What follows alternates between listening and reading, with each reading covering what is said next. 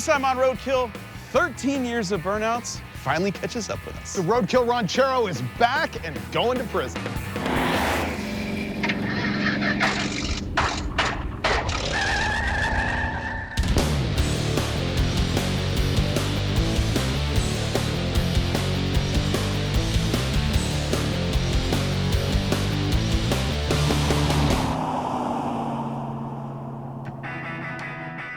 Where we are now is the secret stash of Motor Trend vehicles. At one time, there were 220 leftover cars in here from all the different shows. But here's the thing. We've been told to clean our room, so to speak, and in order to make space for any new junk, we have to find a new home for some of our old junk. So in this episode, we're unofficially retiring one of our favorites, giving it one last adventure before parking it in a new joint where any of you can enjoy some visitation rights. And the car that's getting its final road trip is the one that started it all. The Raunchero. The Raunchero is actually like our oldest car that you and I have worked on together on the show. Yeah. It's a '68 Ford Ranchero with a basic 302 that we've had for more than 13 years. This was our first road trip right here. It was. Yeah, if you don't know this story, which I think hardcore fans do, the very first episode that we ever shot was driving this car and we wanted to go to Alaska. And we ended up in the bottom of the Grand Canyon instead. Totally failed, didn't make it to Alaska. And at the time, we thought to ourselves, we can't fail on our very first episode. And so we didn't air it. We shot something else really fast. And then this car, the Raunchero, was the second one. Eventually, we did make it to Alaska with this car, which was really, I think, one of our greatest feats ever. Yes, absolutely. Yeah. If you are looking at the car and wondering, why is it all painted up like that? It's actually pretty faded now. When we first did it, it was all nice and fresh. It is a tribute to a car that Ack Miller and Ray Brock ran in the very first Mexican 1000, which is the race that became the Baja 1000. And they were racing for Hot Rod Magazine, and they won their class. And so I got this one and cloned it. But anyway, we're gonna hit the road on it again. We're in Gardena, California right now, and we're pointed to Montana. There. We have a little bit more than 1,100 miles to cover in just a few days. Sounds okay. Oil pressure. Does it have a brake pedal? Yeah. Yeah? All these cars sit for so long, we never know what to expect when we get back in them. Okay, let's drive to Montana.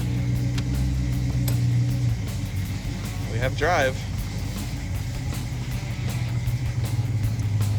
Do you think we should have checked the tires for air? I think we should have checked oil, ATF, anything. We're doing this. We're out. Oh. It was too easy. So far easier than expected. Yeah. Wow, this is way above average for us. This is impressive. We talked a little about the history of this car, but I haven't told you specifically. It's a '68 Ford Ranchero. When we first put it together, it had a 363 cubic inch small block in it. It's now a 302. It has a Gearstar C4 in it. I remember when it used to have a really high stall converter, but I think we changed that. The rear end gear is 278. It's a Ford 8-inch with a highway gear in it. So we don't need overdrive in order to cruise. When we were going to Alaska, we totally cold prepped this thing. It's got Dynamat in the ceiling and in the floors. It had a killer heater, which is, I noticed, now disconnected for some reason. It's kind of a bummer because it still doesn't have a passenger glass. Yeah. That was a great scene when the glass broke. It really was. By this time, it was about 0 degrees out. I slammed the car door and the passenger side window exploded into like a billion pieces. You were quite annoyed with me at the time. I was. All I did was close the door. But it was funny. Yeah, this thing, the seat back and the seat bottom are completely blown out, and it's almost like the seat's reclined. It's kind of nice, actually. I can roll like this. All right, it's 4.5 miles to 605 North. Our next highway is 210. If you get off here at Irwindale, this is where Irwindale Drag Strip used to be, right where the brewery is here.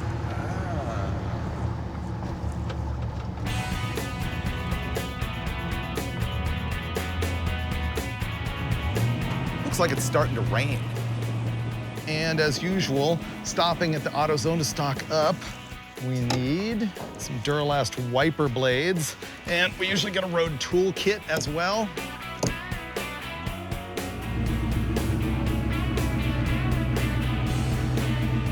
As a reminder, we're going to Montana, which involves cruising through places like Idaho, Utah. I didn't expect the snow to come in California, but we just froze, man. And there's still no window in this thing. But you know what? You can always count on Mike Finnegan to heat things up. Bring the sunshine, Mike. Oh, there we go. There we go. Oh, yeah. Ooh, that's all torque converter. Yeah! I thought I could count on you, but that was a fail. Is this where we stayed with the lowrider and ate at Denny's in the casino 3 mornings in a row? We hit Las Vegas. That's 280 miles today without any major hiccups. But this is the Raunchero, so the only gambling we're doing is seeing if this thing will make it another 860 miles. Happy day from Las Vegas, Nevada. We found out last night that the Raunchero will cruise easily 90 miles an hour all day long as you don't want headlights or windows. Allegedly. What do you want to fix first?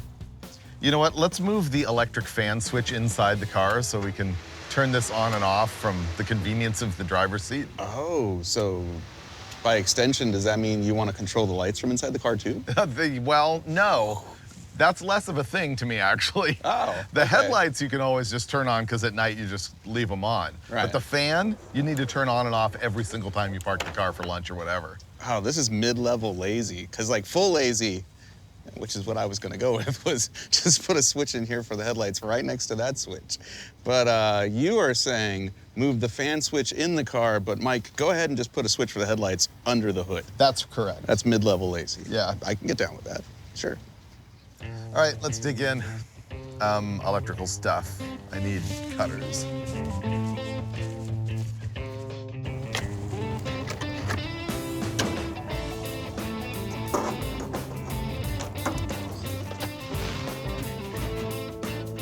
You ready, David? Try it. Engage fans. All right, super messy but functional. Fan off. Not proud. Power comes out of the battery into this fuse. Yeah. Out of this That fuse. seems to be working. I tested it. Into this. Both of these yellow ones are power coming from the battery. Okay, that's a ground, Okay. which means that's in there. This big switch should be the lights. Okay, there's no power at any of the wires to the back of this switch. What color are the wires? Is it one of the many? All black. That doesn't make sense either. So, 2 of them are black with white stripes and 1 of them is just black. Trying to get some driving lights on the thing. We're actually skipping trying to make the factory headlights work and going to the driving lights. There's aftermarket switches under here, but like everything's wired in red. It's all weird. Right now, we think the relay might be ground triggered, and so I've got a ground wire that I'm gonna shove in the connector, and Mike's gonna see if the lights go on. Okay, ready? Yep. Now? Dude! No, doesn't work. So, not ground triggered? None of that sparked though, so there's no power, so it's neither power nor ground. Let's just run all new switches. Troubleshooting all of this mess is gonna be a time suck. So then, tell me if, I hear a relay clicking. Yep, Both of them? yep. Nice.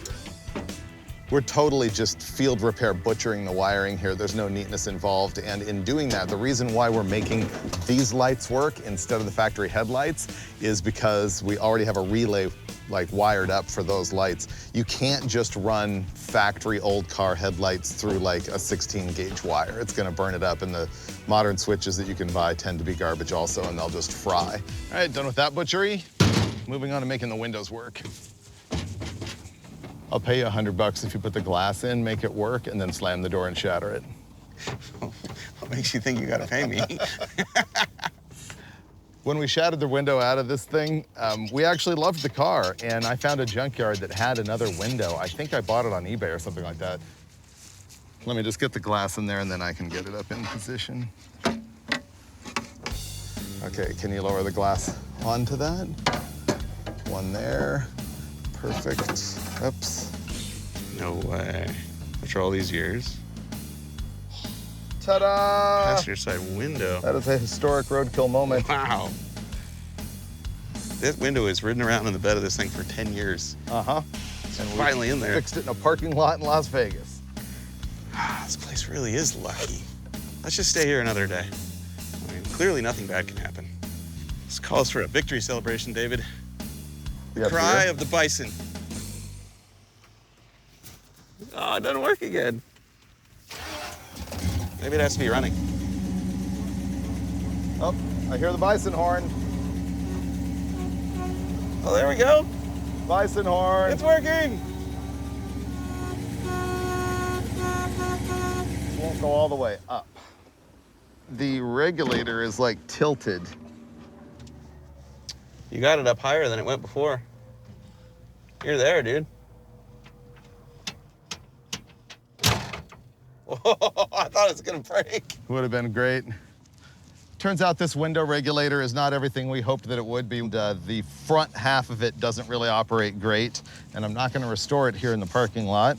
So we've got the window held up, and I'm taping it up, and we're gonna go. That's as good as that's gonna get. We're out of here. I think we're gonna go check out the Valley of Fire. And we're off. 1.5 miles to Craig Road.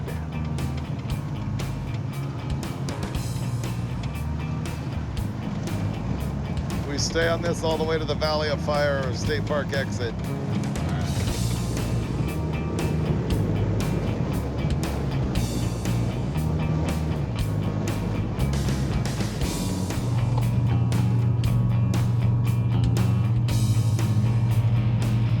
Well, this is pretty cool.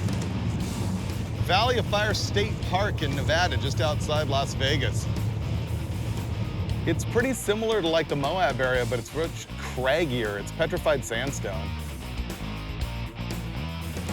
That's called Valley of Fire because I'm sure when the sun gets low in the sky and the sunset really orange, the rocks look like fire. I bet it's incredible looking. You're right, like these rocks, similar color to Moab, Utah, but they're not as smooth. Right. I wonder why that is. Man, this is cool looking.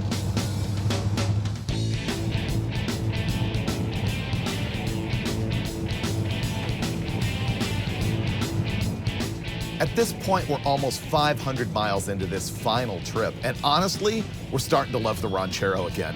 There are just so many memories in this car. It's also been pretty reliable and pretty comfy by our standards, but that can always end at any minute. Welcome to Utah.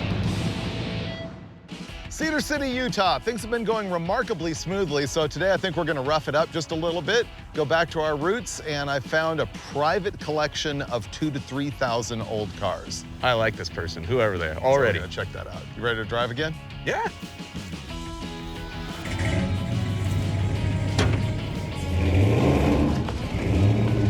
It's pretty bumpy. Yeah. There is kind of racetrack here, though. Should we try it?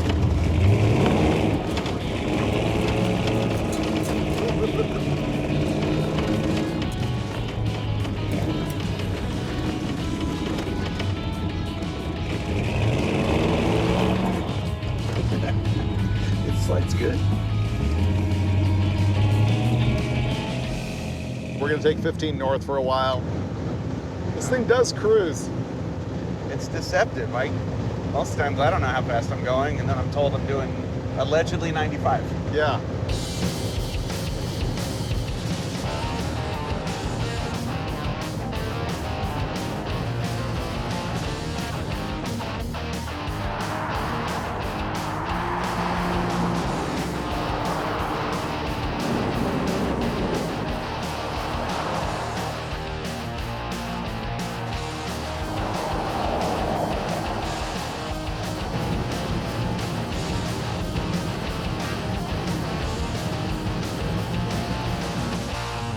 A friend of a friend owns this secret stash, which is like 10 acres of nothing but great old cars. Couple Another javelins. Another javelin. 3.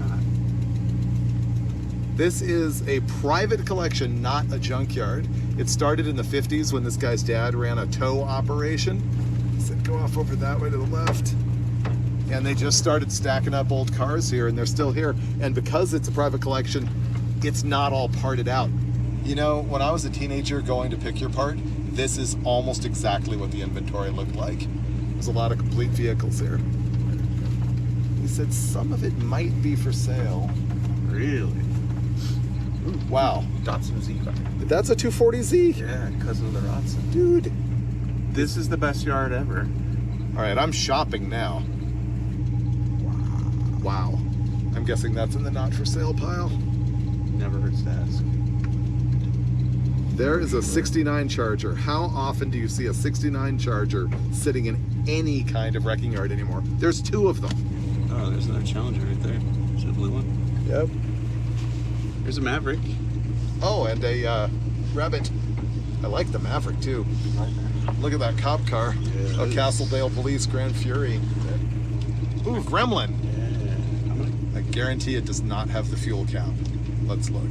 Let's find out. And no, it does not. They never do. Look at that GTO. That is a GTO. All right, I'm gonna go look at the GTO. I'm gonna leave the fan on.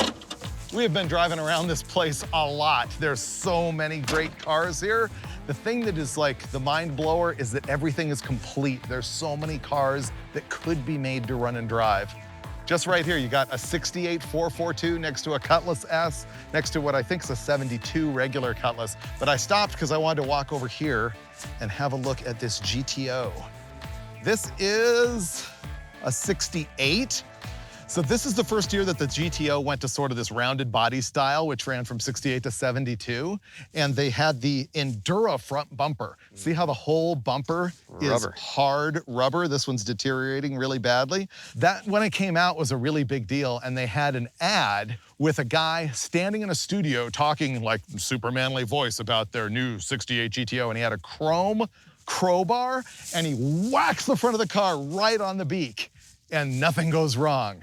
And they just talk about how great the thing is. And there's another commercial that's similar where there's a bunch of guys wearing Motor Trend lab coats and they're walking through trying to bash the bumper and they can't hurt it. Well, my father was the producer of those TV commercials and he still owns the Motor Trend lab coat and the chrome crowbar. Really? Yes. That's incredible. Yep, that almost means we have to take this home, right? For no other reason, dude. I don't know if I'm up for rescuing this. How about the Roadrunner? I don't need another Mopar, to tell you the truth. No, that's kind of hard to believe. However, we should probably go look at those two Chargers over there. It would be weird not to. It would be weird, and who knows? I might actually need one. Let's find out. I have a scheme for a GTO, which I think you will endorse. I haven't even heard it. Let's get it. I want to turn a GTO into a lowrider so I can call it the Scrapegoat. I'm not with you. Why not? I'm not with you. Why? Because I love lowriders, but not a GTO. Why? That's perfect for that. Well, I get the name.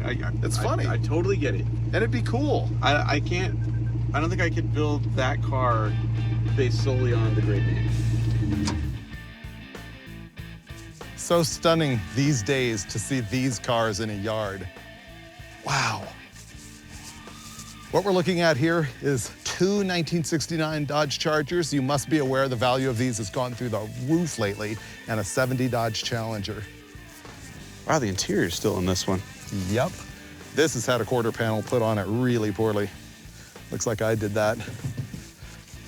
You know what this is? This is junkyard gold. This is a neat car. This is a 1966 Chrysler 300. This thing is slick. Wow. It's still got the bucket seats, the white interior. Wow, this is nice. This would just be swank. Huh. It's like a 361 or a 3B3. Okay, hear me out on another scheme I've got. Okay. I want a Carmen Ghia with like a Roadster Shop chassis. All right. V8 in the front, trick chassis. More allowable than the lowrider GTO? Yeah, because you didn't do it solely for a name. It guarantees at least a slightly longer attention span from you. Well, we spent a couple hours driving around and walking around and seeing some pretty amazing cars here. There's a lot of good projects. I don't know if we're acquiring anything, at least not today, but you never know what could happen in the future as we drive past right now that 69 Charger that's really good. And so tonight we're off to Salt Lake City for the night. We've got another friend we're gonna visit there tomorrow.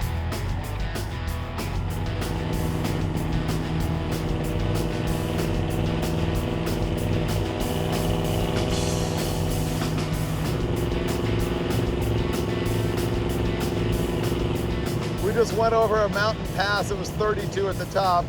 Apparently it's like almost 40 now, but it is cold in the Raunchero.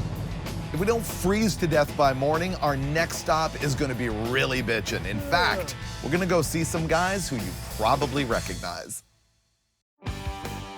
It was freezing last night, but we did make it all the way to Salt Lake City, and because we were nearby, we figured we needed to stop in for a little Motor Trend crossover with the guys from Bitchin' Rides. Yep, we're at Kindig Design with Dave Kindig and Kev Dog. How's it going, guys? I thought I'd bring this thing in for a little cut and buff. Can you, like, help us out, make it look good? I've already been putting a list of things that we can do to this: a chassis, new motor, little paint, little polish. I think we're good. Let's just get it in the shop. We'll start now. I think we got one piece of glass that's good. 2 days, 2 days, that's our expectations. 2 days? 2 days, perfect. This is a blast from the past, isn't it? Yeah, this thing was the very first vehicle we shot for an episode 13 years ago. Wow. Yeah, and you guys are what, 10 years on Bitchin' Rides? Yeah, 11, yep. almost 11, yeah, but yeah. So you guys know each other from mini truck days, Yeah, right? yeah. Mike actually shot my very first mini truck for Mini Trucking Magazine. Very poorly. The truck's green, but it looks more yellow based on my artistic abilities at the time. But I do remember writing a decent article for Mini Hey, I was excited. It was the end-all be-all to me. That was my very first truck in a magazine, so I was like, it could have been purple, and I would have been happy with it. Wow, that's cool. And if you're not familiar with this whole program, these guys just won the Riddler Award, which is a really prestigious thing at Detroit Autorama, and you guys have the vet in the trailer, right? Yeah, we Yep. just got back from Salt Lake Autorama, so we actually got 11 cars actually still in the trailers and coming out slowly. So So this car is completely hand-formed out of aluminum. It looks like a Corvette. There's no Corvette in it whatsoever.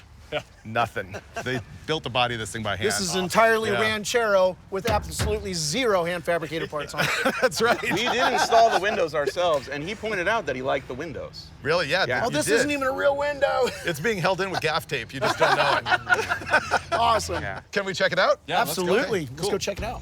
We can fit 3 cars in here, 2 on the top, 1 on the bottom. Then we have an apparel store inside of there, and then the lounge.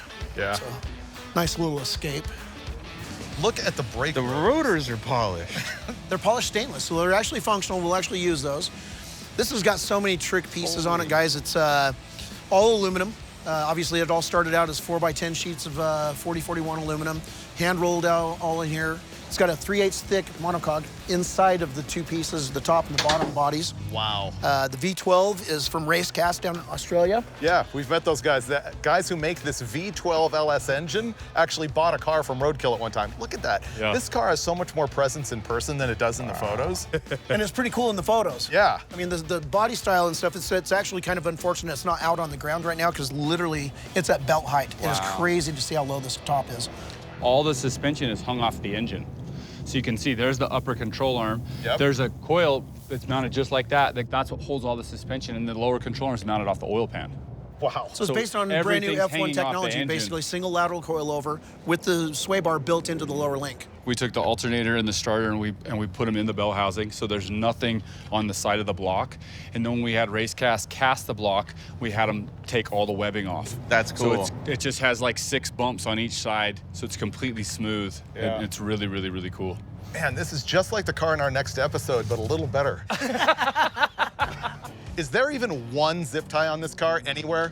Yeah, there's some under Yeah, the there's dash. some under the dash. Under the dash? Literally, Okay. there is one part on this car that's recognizable out of the box, and that's the Haltech CAN bus computer program to run the entire car. Everything else on the entire car has been custom built. The bottom of the car looks like a spaceship. It's just Yeah. really, really clean, trick. All of the hardware's triple square, polished stainless with EDM laser etching on the inside, so you can't see when you put a wrench in it that you've marred it or shined it up by putting compression on it. We spent a few minutes out here looking at the 12 Air, the Riddler winning car. I gotta tell you, it's stunning. You think of me as being like a roadkill hack, but I spent so many years as the editor of Hot Rod Magazine having to judge vehicles like this, and I'm telling you, I've got a deep appreciation for it, even though we make jokes about zip ties and stuff like that. This is impressive. We're gonna go inside next and watch how they do these things.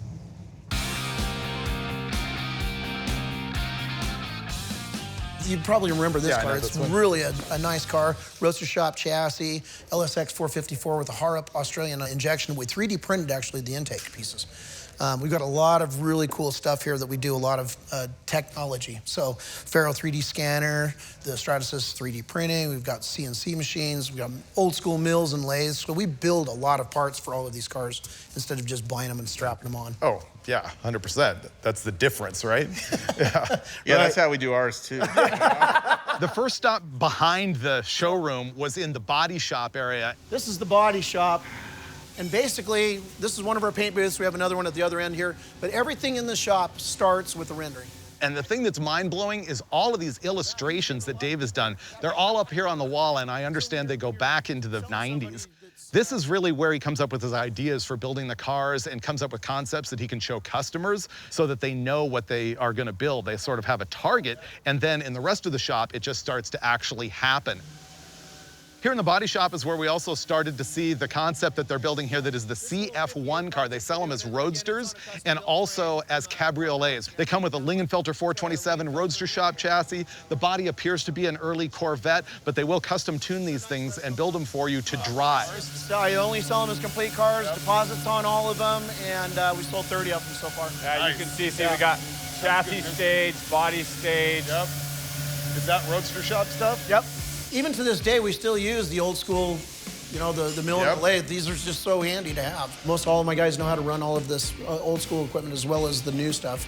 The technology, though, in the last 25 years in business, the technology has grown just immensely.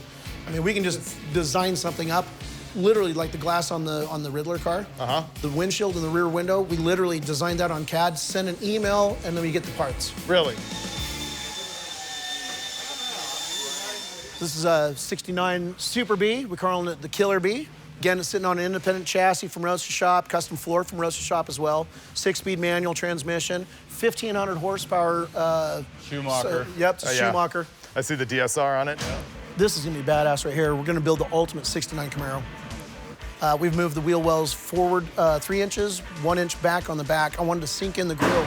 I'm trying to create a new design of vehicle or a new category instead of resto mods. This is gonna be a mod rod. So a lot of the design elements like the RS headlights and that kind of stuff, I'm just trying to keep everything kind of Camaro-esque for 69, but yet sinking the taillight panel, sinking the grille 7 inches. Let's go where the shiny stuff is. Let's go that way. Got a dyno over here too. You guys probably get a kick out of that. Oh yeah. You guys have a dyno? Yeah. Oh baby. So this is where we keep all the shiny stuff.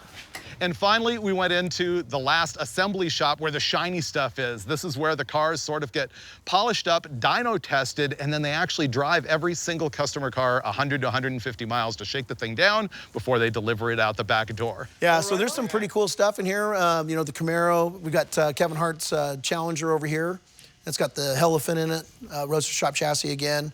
The shop's so much more than I thought. Yeah. You know, you don't get to see the whole picture of it usually. Yeah, it's a big operation. Yeah, There's it's a a lot big of moving operation. parts. Thanks for having us. Yeah, no worries. Thank Glad you. to see you guys. It's been Pleasure. fun. Thank you. Absolutely. Thanks for coming by. Thanks a lot. Best of luck on the rest of your journey.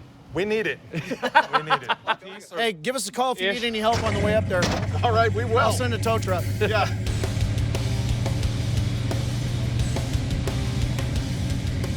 It's interesting.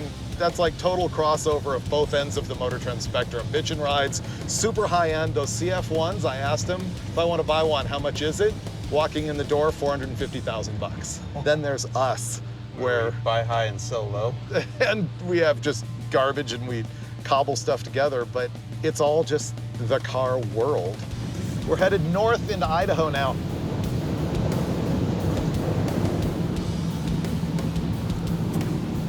Oh, that's way better. I just killed a big breeze. I feel good. Amazingly, we're more than halfway to our final destination, and the Raunchero's not even breaking down, and it rides remarkably well for a car that doesn't cost 450 grand. Idaho! If you're a hardcore Roadkill fan, you will recall that this is the spot in the very first Raunchero episode where you shattered the window out of the passenger side of the car. In my defense, I think that glass was already frozen when I shut the door. Totally, I buy into that excuse. And I know you're definitely not gonna drive through every one of these mud puddles before leaving this parking lot. Nah. We've got like 300 miles to go, so we figured we'd thrash around in a dirt lot. Oh, wait, that's my side. Wait, it's still my side. Hold on a second here. I said to Finnegan off camera, I know exactly what's gonna happen here. And it did. Oh, dude.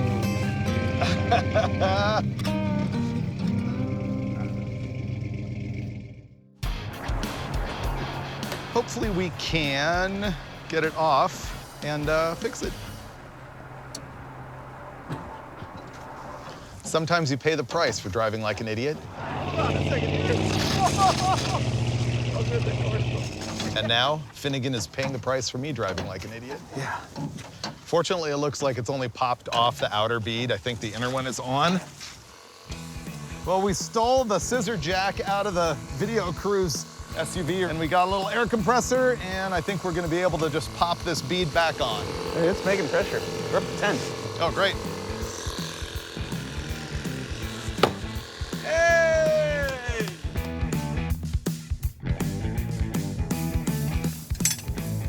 30.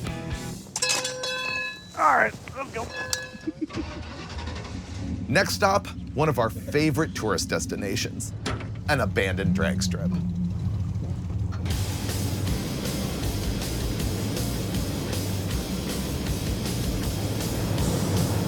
Hi.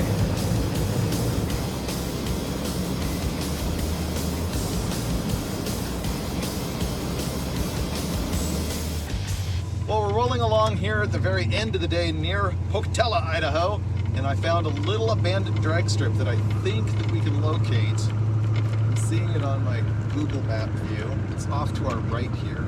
There's a tree line right here. Yep. And dirt road that's blocked right here. Yep, here's the entrance right here. Found it. Oh, that's a big drop. Private property, no trespassing. All right, that's better.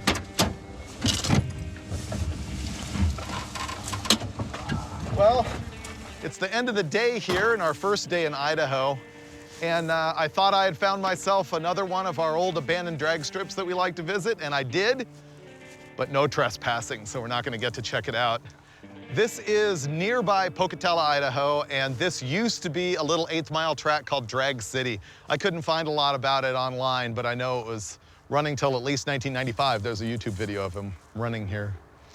Drag City, you might recognize that from the Janet Dean album, circa 1964, and the song of the same name. That's actually for Drag City in Fontana, California. This one here, Pocatello, Idaho, and actually I think there's another Drag City in Ohio or something like that. All right, we're gonna call it for the night. We're gonna roll into where? Idaho Falls. We'll see you in the morning. This was nice.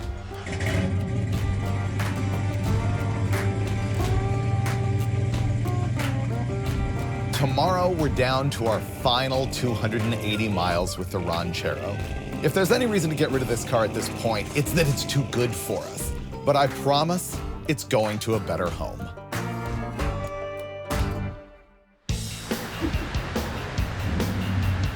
And now we're in Idaho Falls, Idaho. So we've gone 1,000, we have 200 left.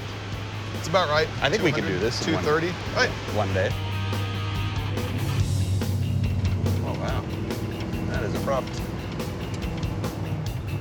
Not much of a merge. Ah. Right? To north? Yep. Okay. This is an aggressive interchange. Raunchero.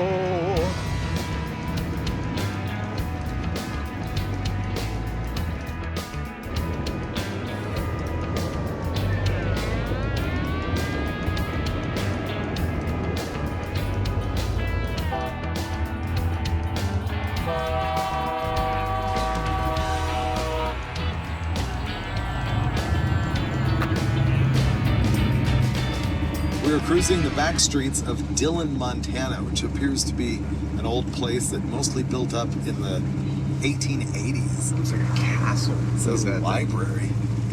That's the library?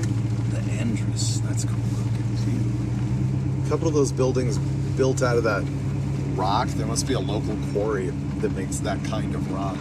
That is cool. Beaverhead County Courthouse. Save the clock tower. Is that accurate? Does it work? Looks like 151. Let's see. It's correct. Nice. Their clock works. You know what that means? We can use that to go back in time because it still works.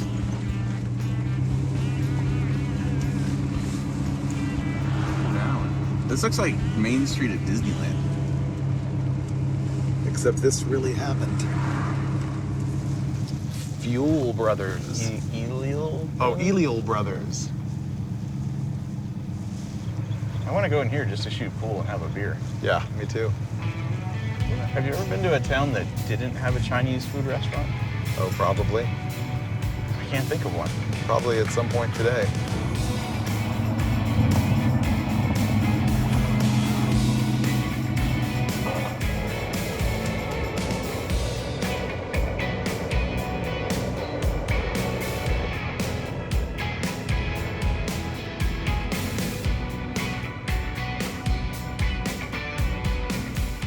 Old Montana Prison and Auto Museum.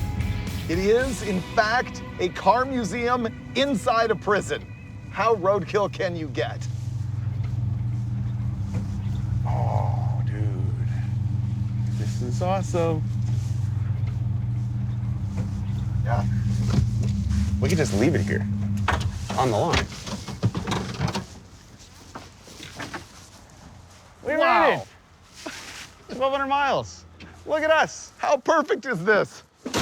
Yes, it is a car museum inside a former state prison. Perfectly roadkill. 1,200 miles later. I can't wait to tour this place.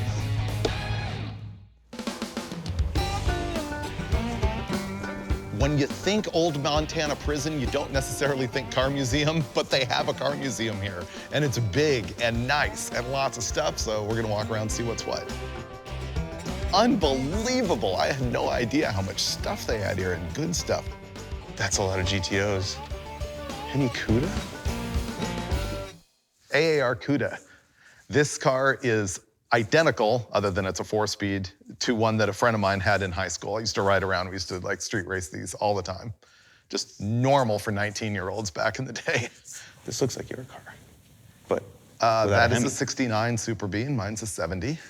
these are all owned by the same dude. The same guy who owned the AAR later owned a 4-speed 7340 Dart just like this. I think it had a vinyl top, but it was otherwise just like that. Was his name Sherm?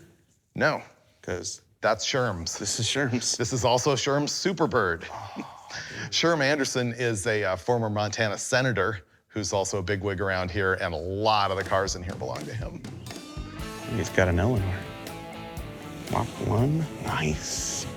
Interesting, you don't often see the Mustang Grande in a museum. That's Sherm's too. This right here is my favorite of all the Mustangs. I've always wanted a Boss Mustang because when I was a kid, one of my neighbors had a Boss 429, and he said it was gonna be his kid someday, and I used to go back there all the time and just stare at this thing. Boss Mustangs, very cool. I kind of appreciate that a lot of these look like bone stockers, but if you notice, they all have bigger engines in them. I think Sherm likes big power. The interesting thing is that the 55, 6, 7 Fords aren't as hot in like the hot rodding marketplace because Chevy came out with the small block Chevy in 1955. And that engine became popular, and so that car became popular, and that's why we see them more as like hot rods today, and the Fords kind of aren't. That makes sense. Yeah. This is a pretty cool museum. They got a lot of stuff here. REO Speedwagon. It's not just a band. It's not just a band. Well, do you know what REO is? The REO Motor Car Company. Nope. What's REO and REO Speedwagon? I actually don't know. Ransom E. Olds, as in Oh, Oldsmobile. Oh. The more you know. Look, This is an electric car back when they figured out that that wasn't a good idea.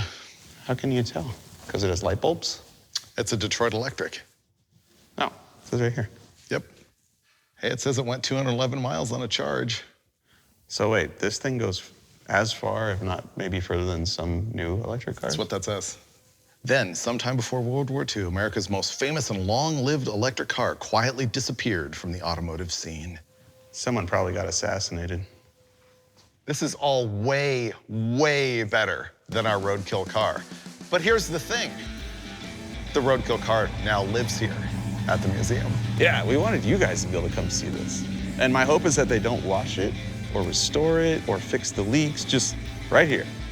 Ever since Roadkill took off, I've had viewers ask me if we could start a museum of some kind to show our finest work. Here's a step in that direction, as you can now see one of the cars that started our show by visiting the Old Montana Prison and Auto Museum Complex in Deer Lodge, Montana. I think it was kind of a goal to have one of our fantastic beaters alongside a bunch of megabuck restorations, so go there and ask to see it. Meanwhile, Finnegan and I are off building new cars and new memories, just like we do on every episode of Roadkill.